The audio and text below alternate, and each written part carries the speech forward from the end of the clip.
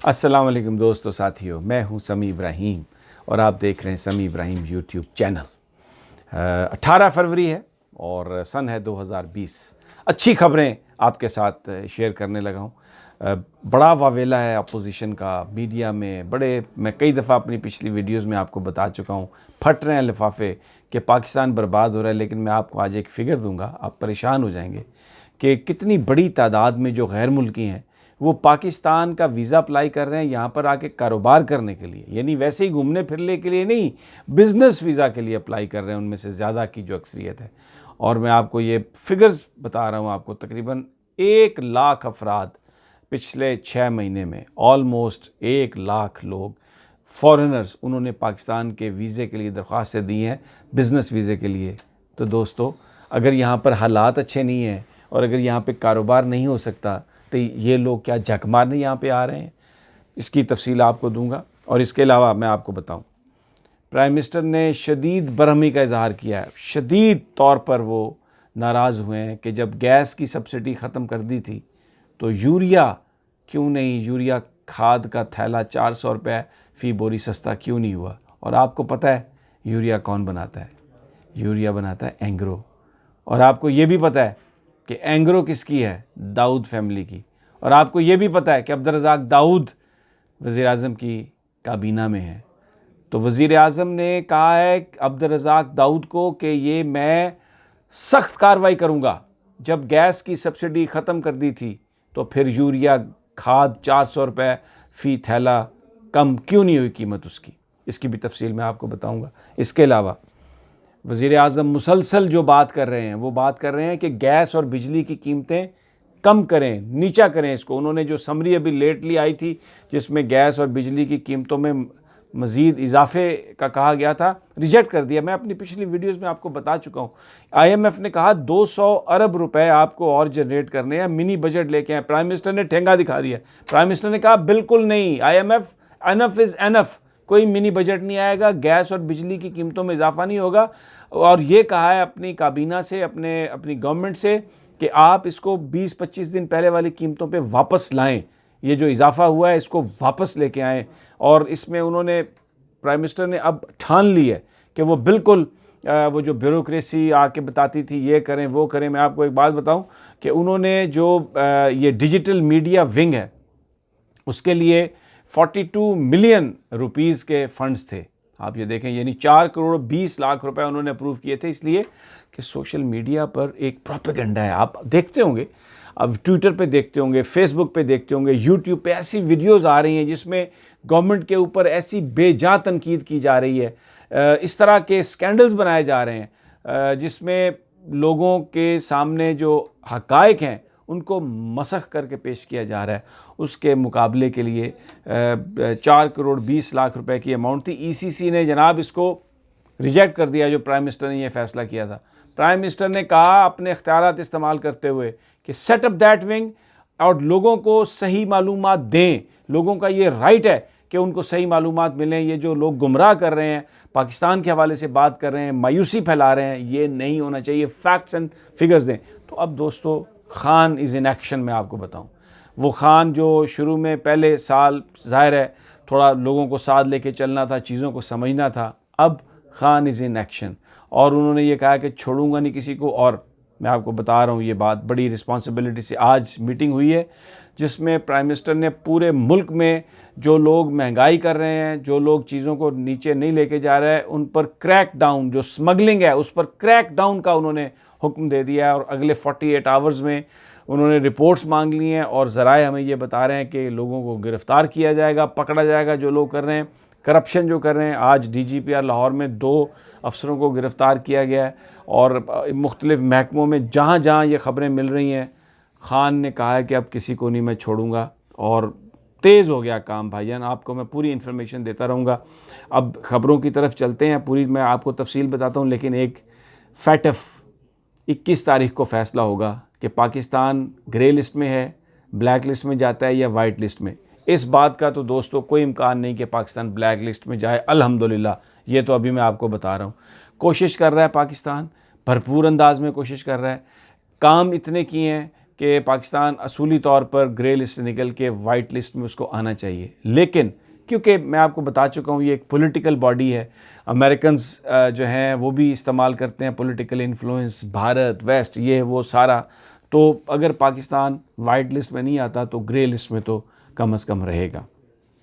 अब आ जाएं, मैंने कहा था कि पाकिस्तान की जो तरक्की है वो सारी की सारी है सरमायाकारी पर, और सरमायाकारी रुकी हुई है। मैं अपनी कई वीडियोस में आपको बता चुका हूँ कि वो फैटफ की वजह से बड़ी जो सरमायाकारी है, जो मल्टीनेशनल्स जिसके नतीजे में हज़ारों लाखों जॉब्स निकलेंगी, जिसमें अरबों रुपए की इन्वेस्टमेंट होगी, जिसमें कोका कोला जैसी कंपनी बैठी हुई है, जिसमें SAP जो जर्मन IT कंपनी है वो बैठी हुई है, जिसमें गूगल बैठा हुआ है, जिसमें और ये सारी फेसबुक, यूट्यूब, ये जो सारी इन्वेस्टमेंट इनकी है वो एक्चुअली इसलिए रुकी हुई है कि पाकिस्तान फैटफ ग्रे लिस्ट में है, पॉलिटिकल है। फैटफ की ग्रे लिस्ट में मतलब ये है कि अमेरिका समझता है कि अभी ये जगह बिज़नेस के लिए मुनासिब नहीं है, तो वो जो बड़े बड़े कॉरपोरेशंस हैं, बड़े बड़े बिजनेसेस हैं यूरोप और अमेरिका के, वो फिर नहीं आते। इसलिए नहीं आते कि उनको ये पता चल जाता है कि ये कंसेंट नहीं है अभी वाइट हाउस की, तो वो रुक जाते हैं।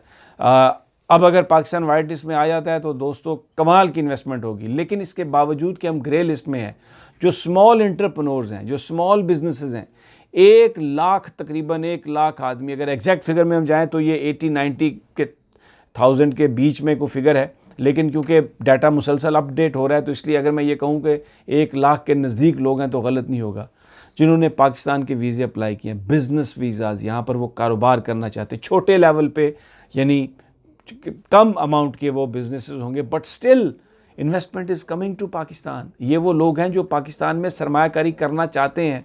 तो ये जो एक वावेला होता है, ये जो एक शोर मचता है कि जी डायरेक्ट फॉरेन इन्वेस्टमेंट नहीं हो रही, पाकिस्तान के अंदर कारोबार बंद हो गया, जब से पाकिस्तानी बिजनेसमैन से शनाख्ती कार्ड मांगा है कि यहाँ पर आपके शनाख्ती कार्ड पर सारा रिकॉर्ड आएगा आपकी ख़रीदो फरोख्त का, और उन्होंने पूरे बिज़नेस बंद कर दिए हैं। अपोजिशन के साथ मिलकर एक तहरीक चला रहे हैं माफिया की तरह, कभी महंगाई को ऊपर ले जाते हैं, कभी महंगाई को नीचे ले आते हैं, कभी एक चीज़ कभी दूसरी चीज़। देखें और कितना जालिम है मीडिया।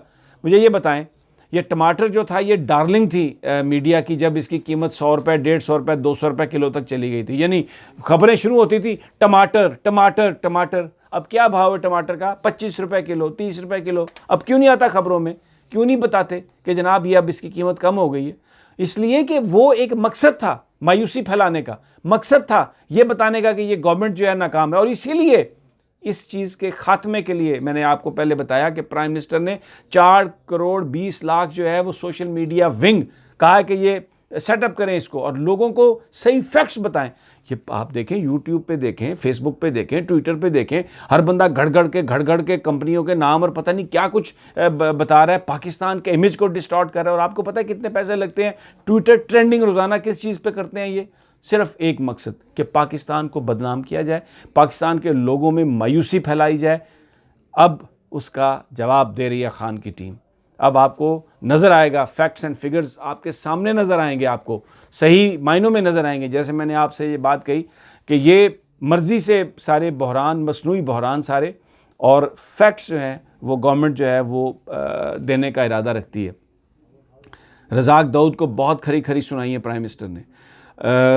एंग्रो ये यूरिया बनाती है और ये दाऊद फैमिली की है ये, तो प्राइम मिनिस्टर ने कहा है कि पर्चे दर्ज करो इन लोगों के ख़िलाफ़। जो सब्सिडी थी गैस पर वो दी, और यानी वो उसमें से जो रियायत दी इन कंपनियों को, खाद बनाने वाली कंपनियों को, कि आप जो खाद की बोरी है सस्ता करेंगे। 400 रुपये यूरिया खाद की बोरी आप सस्ती करनी थी।